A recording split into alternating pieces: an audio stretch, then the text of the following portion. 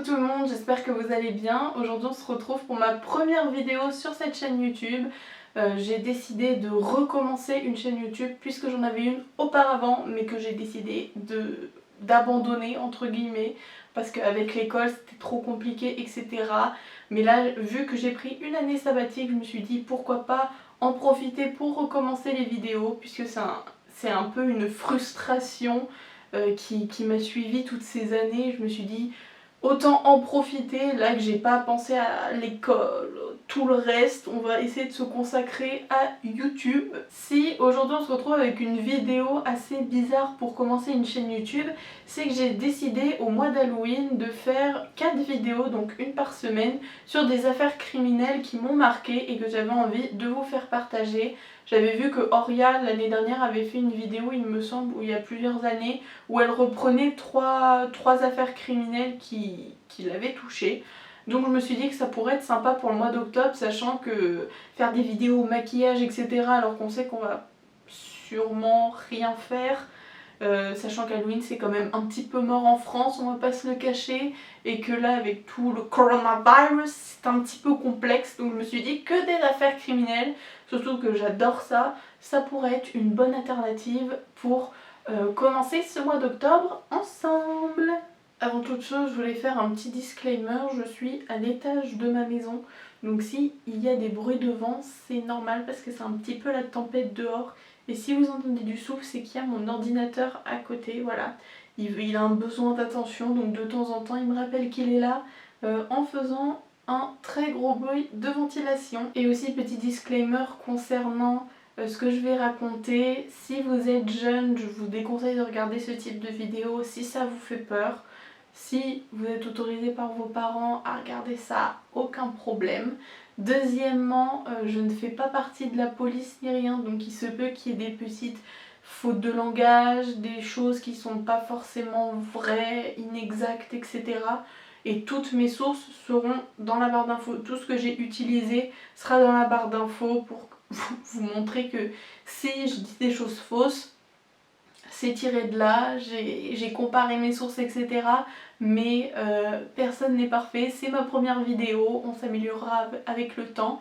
Mais voilà, c'était tout pour le disclaimer, cette fois-ci on passe vraiment à l'affaire. Nous sommes en 2002 lorsque la ville de Tours, située en Indre-et-Loire, est menacée par un violeur en série.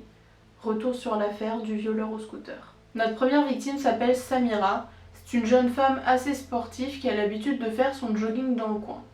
Et un jour où elle fait son jogging, un homme en scooter l'interpelle pour lui demander l'heure. Malheureusement, elle a à peine le temps de regarder sa montre ou son téléphone que l'homme lui attrape les cheveux, la traîne dans les bois, la déshabille et la viole. C'est un acte d'une violence, déjà, vous imaginez que ça doit se passer très rapidement, dans un état second, puisqu'on vient juste chercher l'heure à la base et on se retrouve en train de se faire violer. Ça doit être terrible. Heureusement pour elle, une voiture passe pas loin des lieux et l'homme en scooter prend peur et prend la fuite. Samira décide alors d'aller au commissariat pour porter plainte, mais malheureusement il n'y a aucun élément qui peuvent permettre de retrouver son violeur, donc l'enquête, on prend la déposition, mais voilà, on peut rien faire pour arrêter cette personne. 5 mois plus tard, c'est une autre jeune femme qui se fait agresser dans exactement la même situation par un homme en scooter. Elle va également porter plainte, mais encore une fois, sans éléments, sans preuves, sans matière, on ne peut malheureusement pas faire grand chose. 3 mois plus tard, ce sont deux jeunes filles de 14 et 16 ans. 14 et 16 ans, je sais pas si vous réalisez, mais c'est extrêmement jeune. C'est deux jeunes filles qui sont en train de devenir des femmes et on vient casser un bout de leur corps littéralement. Et j'ose même pas imaginer la reconstruction qu'il va y avoir derrière. Mais ces deux jeunes filles vont au commissariat et disent qu'elles se sont fait violer dans exactement la même situation. Le 26 novembre, jour de mes 2 ans à l'époque il me semble, l'enquête prend un tournant encore plus dramatique puisque le corps sans vie de Jennifer Zion, qui a 15 ans à l'époque, est retrouvé dans les jardins ouvriers de Tours. Donc il me semble que ce sont des jardins un peu communs où tout le monde peut venir un peu planter. Tout le monde a son petit jardin et peut venir en profiter.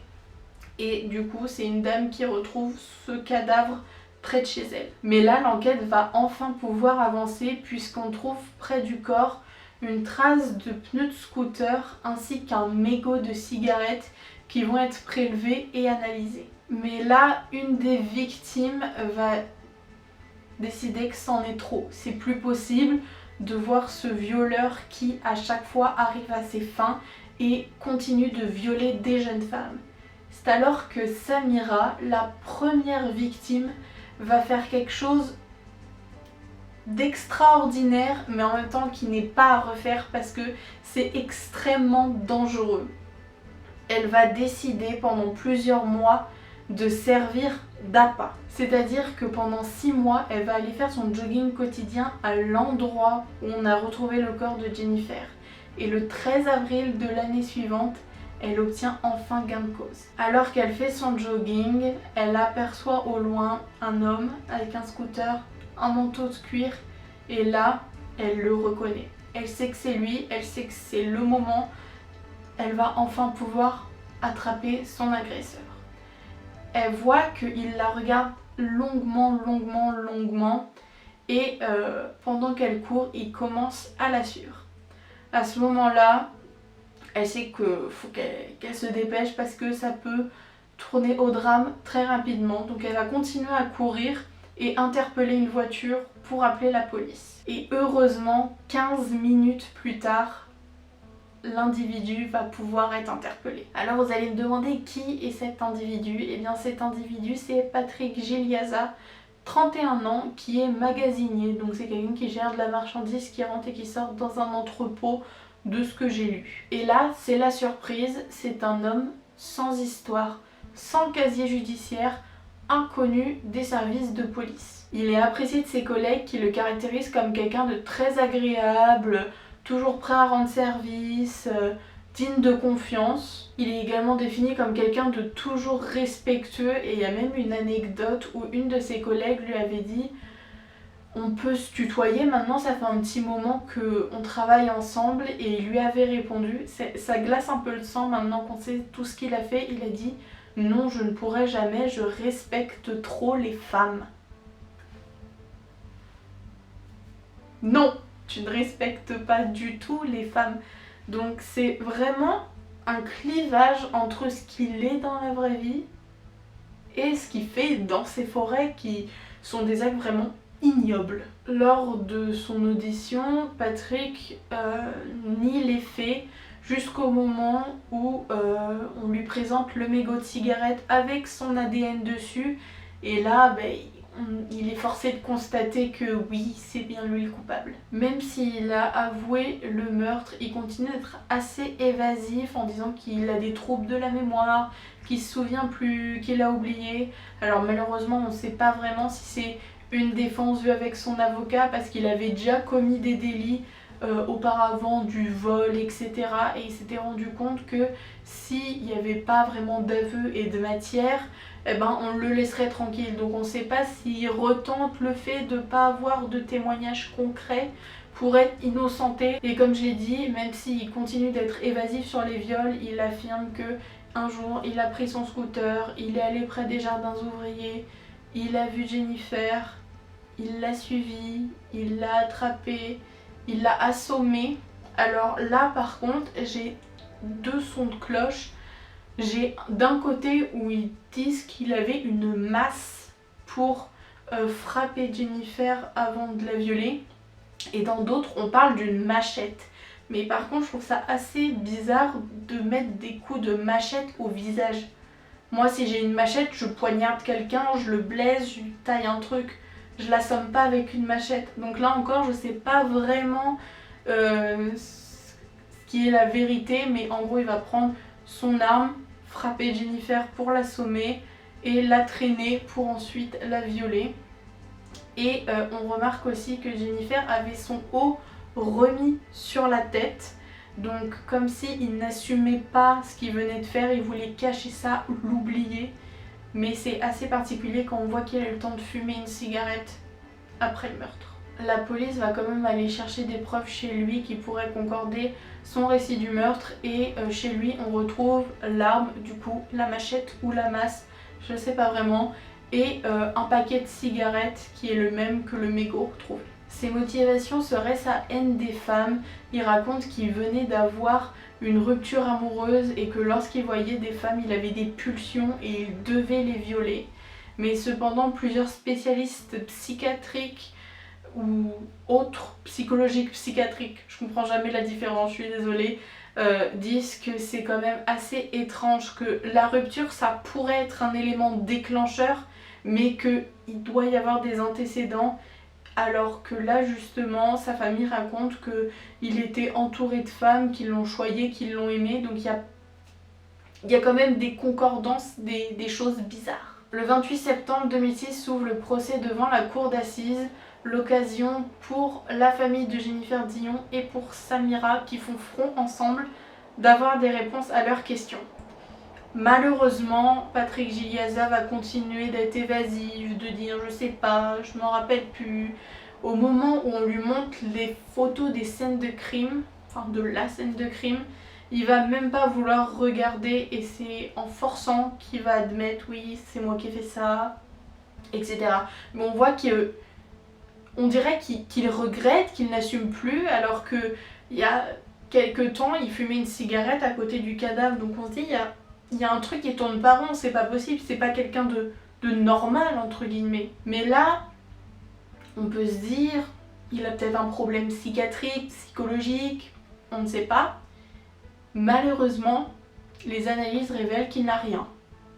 Il est tout à fait normal, pas de schizophrénie, de toute autre maladie mentale qui pourrait pas légitimer, mais au moins un minimum excuser son cas, rien du tout. Et c'est ce qui le rend encore plus dangereux, c'est qu'il fait ça en tout acquis de conscience. C'est vraiment horrible, c'est-à-dire que pour lui, le meurtre, c'était juste une condition supplémentaire pour violer. C'est-à-dire que moi, je veux violer, s'il faut que je tue, ben je tuerai, c'est pas grave, tant que je viole, c'est pareil.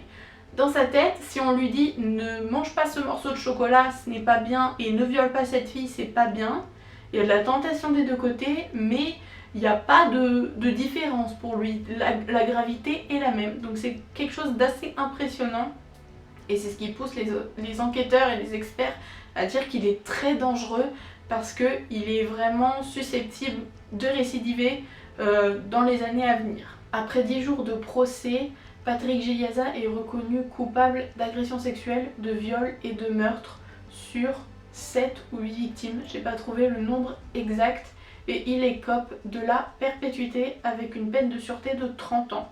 Ce qui veut dire qu'il est condamné à la perpétuité, donc toute sa vie il va être en prison, mais il y a 30 ans sûr où il n'y aura aucune possibilité d'échapper de quoi que ce soit, de ci, de ça.